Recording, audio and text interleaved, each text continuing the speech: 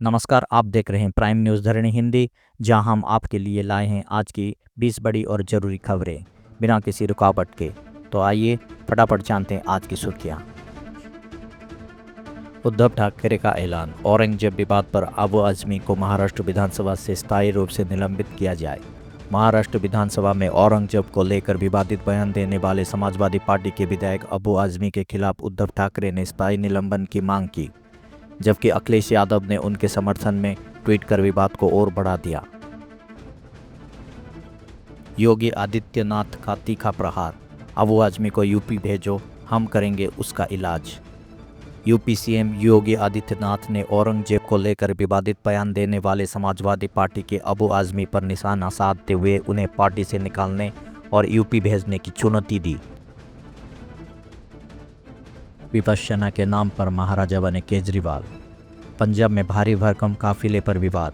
आम आदमी पार्टी के अरविंद केजरीवाल पर पंजाब में विपश्यना साधना के दौरान 100 से ज़्यादा वाहनों और सुरक्षा कर्मियों के भारी भरकम काफिले का इस्तेमाल करने को लेकर विपक्षी दलों ने जमकर निशाना साधा। कन्नड़ अभिनेत्री रैना राव का गोल्ड स्मगलिंग कांड, 14.8 किलो सोना और 15 दिन में 4 दुबई ट्रिप। कन्नड़ अभिनेत्री रैना राव को दुबई से 14.8 किलो सोना स्मगल करने के आरोप में गिरफ्तार किया गया, जिसके बाद उन्हें 14 दिन की न्यायिक हिरासत में भेज दिया गया। भारत को हिंदिया बनाने की कोशिश, कमल हासन ने उठाए हिंदी थोपने और परिसीमन के सवाल। कमल हासन ने केंद्र पर हिंदी थोपने और परिसीमन को लेकर तमिलनाडु के साथ अन्याय करने का आरोप लगाते हुए कहा, हमारा सपना इंडिया है, उनका हिंदिया। केदारनाथ और हेमकुंड साहिब जी रोपवे परियोजनाओं को कैबिनेट की मंजूरी, 6,811 करोड़ रुपए की लागत। केंद्र सरकार ने उत्तराखंड में केदारनाथ और हेमकुंड साहिब जी के लिए 12.9 किलोमीटर और 12.4 किलोमीटर लंबी रोपवे परियोजनाओं को मंजूरी दी, जिससे तीर्थ यात्रियों को सुविधा और मौसम संबंधी कनेक्टिविटी मिलेगी। हम अकेले विपक्ष हैं, विधानसभा में झटके के बाद जगनमोहन रेड्डी का दावा। आंध्र प्रदेश विधानसभा अध्यक्ष ने वाईएसआर कांग्रेस को विपक्ष का दर्जा देने से इनकार करते हुए कहा कि 18 सदस्य होने चाहिए, जबकि जगनमोहन रेड्डी ने कहा कि वे अकेले विपक्ष हैं और जनता की आवाज उठाने का अधिकार उन्हें मिलना चाहिए।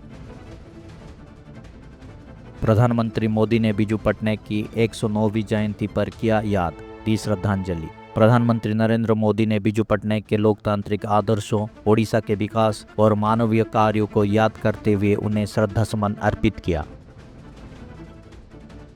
बिजू जयंती पर नवीन पटनायक ने भाजपा पर निशाना साधा, भाजपा ने दिया करारा जवाब। बिजू जयंती के मौके पर बीजेडी अध्यक्ष नवीन पटनायक ने भाजपा सरकार पर पंचायती राज दिवस की तारीख बदलने और बिजू बाबू की विरासत को नजरअंदाज करने का आरोप लगाया, जबकि भाजपा ने बीजेडी पर ओडिशा के मूल्यों से गद्दारी करने का आरोप लगाया।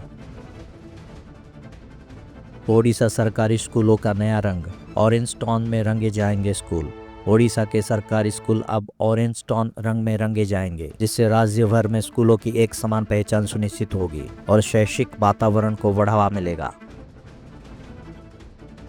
सुभद्रा योजना के लाभार्थियों की पहचान के लिए सरकार करेगी घर घर जाकर सर्वेक्षण। ओडिशा सरकार ने सुभद्रा योजना के लाभार्थियों की पहचान के लिए घर घर जाकर सर्वेक्षण करने का फैसला किया है, जिससे छूटे हुए लाभार्थियों को योजना का लाभ मिल सके। संबलपुर, राउरकेला और पुरी में नगर निकाय चुनाव होंगे, नगर विकास मंत्री। संबलपुर, राउरकेला और पुरी में लंबे समय से स्थगित नगर निकाय चुनाव फिर से होंगे, ये जानकारी नगर विकास मंत्री कृष्ण चंद्र महापात्र ने दी है। गो तस्करी मामले में बीजेडी विधायक रणेंद्र प्रताप स्वाई के खिलाफ कार्रवाई की मांग, भाजपा ने तिगरिया थाने में दर्ज कराई शिकायत। तिगरिया वारमार संरक्षित जंगल में सामूहिक गोहत्या और गोमांस तस्करी मामले में बीजेडी विधायक रणेंद्र प्रताप स्वाई के खिलाफ कार्रवाई की मांग करते हुए भाजपा ने तिगरिया थाने में शिकायत दर्ज कराई है। मुख्यमंत्री ने 5 बड़ी सिंचाई परियोजनाओं को तेज करने के लिए दिए निर्देश। मुख्यमंत्री मोहन चरण मांझी ने जल संसाधन विभाग की बैठक में 5 महत्वपूर्ण सिंचाई परियोजनाओं को शीघ्र शुरू करने और किसानों को लाभान्वित करने के लिए अधिकारियों को तत्काल कार्रवाई करने के निर्देश दिए। ट्रंप का विदेशी आयात पर पारस्परिक टैरिफ का ऐलान, भारत और अन्य देशों पर साधा निशाना। अमेरिकी राष्ट्रपति डोनाल्ड ट्रंप ने कांग्रेस में भारत समेत अन्य देशों पर आयातित सामानों पर उन्हीं के द्वारा लगाए गए टैरिफ के बराबर प्रतिशत के टैरिफ लगाने की घोषणा की। रूस ने दागिस्तान में इस्लामिक स्टेट से जुड़े 4 आतंकियों को किया ढेर। रूसी सुरक्षा बलों ने इस्लामिक स्टेट से संबंधित 4 आतंकवादियों को मार गिराया, जो एक क्षेत्रीय पुलिस मुख्यालय पर हमले की साजिश रच रहे थे।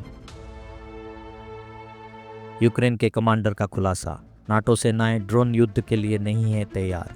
यूक्रेन के ड्रोन प्रमुख कर्नल वदिम ने चेतावनी दी कि नाटो देश ड्रोन युद्ध की नई तकनीकों और रणनीतियों के प्रति पूरी तरह से तैयार नहीं है। टेबल टेनिस के दिग्गज अचंता शरत कमल ने संन्यास की घोषणा की। चेन्नई में खेलेंगे आखिरी टूर्नामेंट। चेन्नई में होने वाले WTT कंटेंडर टूर्नामेंट में अपना आखिर अंतर्राष्ट्रीय मैच खेलने वाले शरत कमल ने अपने लंबे और शानदार करियर का अंत करने की घोषणा की। PM इंटर्नशिप योजना 2025 के लिए आवेदन शुरू। 12 मार्च तक कर सकते हैं अप्लाई। सरकार ने 21-24 वर्ष के युवाओं के लिए PM इंटर्नशिप योजना 2025 की शुरुआत की, जिसमें चयनित उम्मीदवारों को 500 टॉप कंपनियों में 6,000 रुपये मासिक वेतन पर इंटर्नशिप का मौका मिलेगा। चीन ने विकसित किया क्वांटम सुपर कंप्यूटर। गूगल के साइकोमोर को छोड़ा पीछे। चीनी वैज्ञानिकों ने एक नया क्वांटम कंप्यूटर जूचोंगजी 3 विकसित किया है, जो गूगल के साइकोमोर से 1 मिलियन गुने तेज है और जटिल वैश्विक चुनौतियों को हल करने में सक्षम है। तो ये थी आज की टॉप 20 बड़ी खबरें। ताज़ा अपडेट के लिए प्राइम न्यूज़ धरणी को सब्सक्राइब करें और बेल आइकन दबाना ना भूलें। फिर मिलेंगे नई खबरों के साथ। तब तक के लिए धन्यवाद। नमस्कार।